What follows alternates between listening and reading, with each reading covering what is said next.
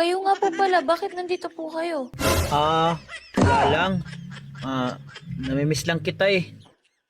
Naalala ko yung mga pangako natin sa isa't isa. Ang ganda nun ano. Alam mo ba, kahit may mga asawa at mga anak na ako, hindi ka pa rin mabura-bura sa puso't isipan ko. First love kasi kita eh. Ikaw ang unang tumatak sa puso ko kaysa kay Ivana at kay Kat. Kaya yun, ilang taon na ang lumipas, nandito ka pa rin sa puso ko. Pwede bang one more chance please? Mahal na mahal kasi kita eh. Sorry nung nakapag-asawa ako noong tayo pa. Ewan ko ba kung bakit nagkaganon ako.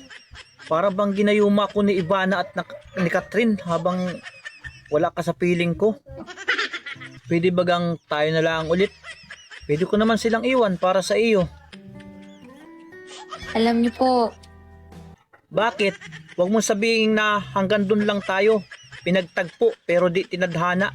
Kasi depende naman yun sa atin dalawa eh. Depende yun sa kung ipaglalaban natin yung pagmamahala natin dalawa. Karamihan naman kasi tinadhana pa rin kahit malabo na.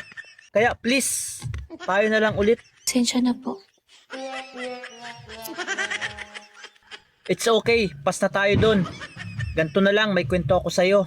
Sa totoo lang, hindi ito alam ni Ivana at ni Catherine Bernardo na may anak ako sa pagkabinata, babae. Siguro kasing edad mo na siya ngayon. Talaga po, may anak kayong babae? Ay hindi, bakla! Sabi na nga may anak na babae. Talaga po, may anak kayong babae? Ingoy talaga.